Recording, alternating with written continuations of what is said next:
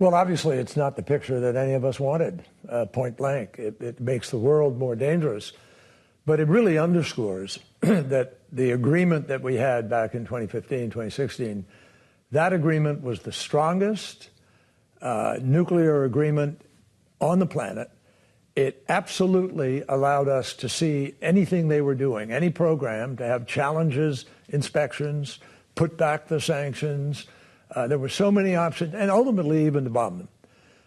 So rather than renegotiate that agreement, if President Trump came in and said, hey, I don't agree with this or that, they could have renegotiated. And we had moved the breakout time to more than a year.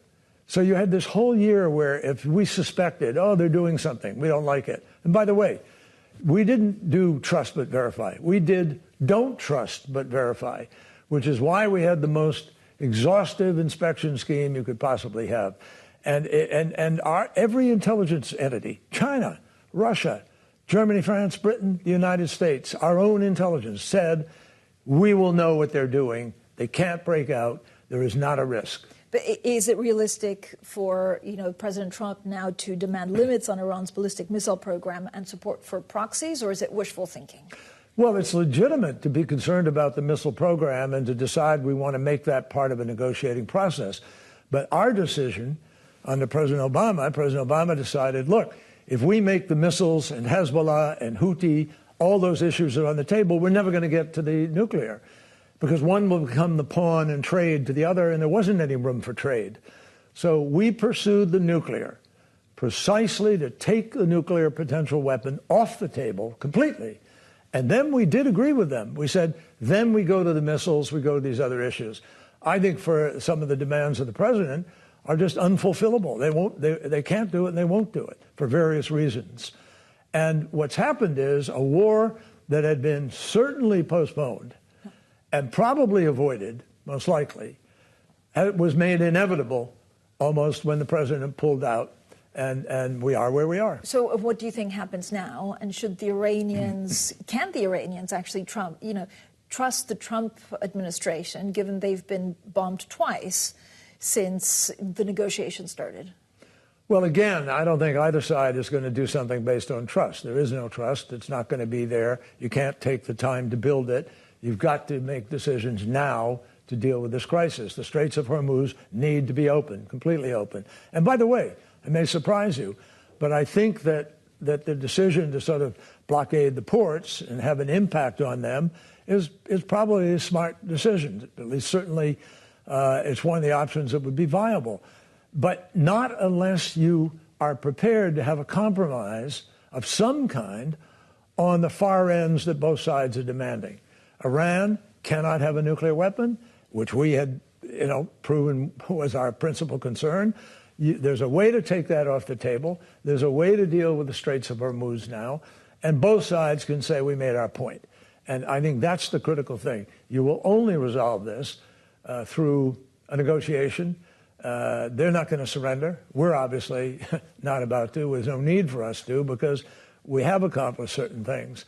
But they've got to get to that table, and there's got to be space from President Trump for them to be able to reach an agreement. You probably understand the Iranians more than most. What do they want? What do they need? Well, they'd love it if people who make an agreement with them were to keep the agreement.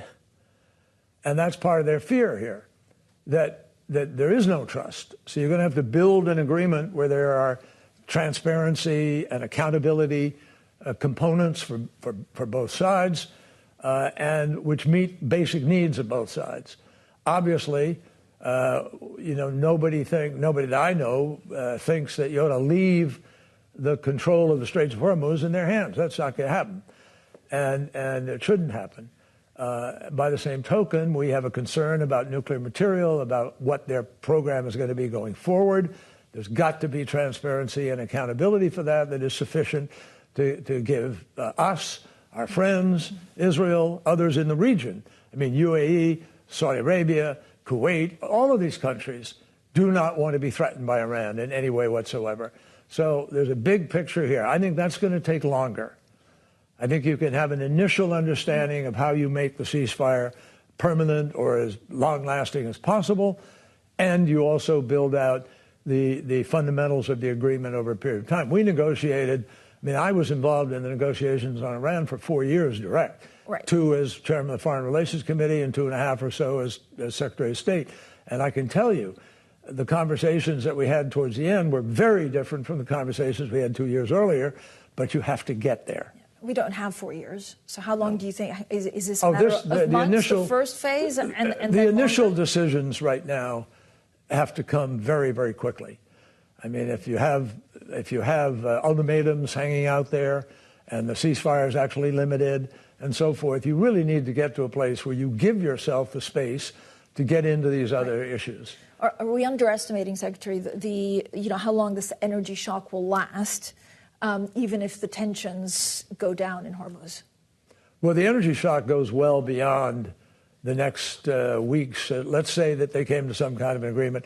The energy shock is going to be there for some period of time, number one. Number two, the energy shock is already creating change in the thinking of many countries in the region, just as the 1973 energy shock had an impact on Japan and on other countries in the region who then, China particularly, by the way, China made a decision in 2019 as a result of the early disruption previously that they needed to have energy independence.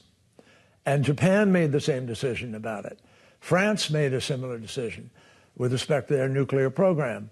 So energy independence is now on the table again.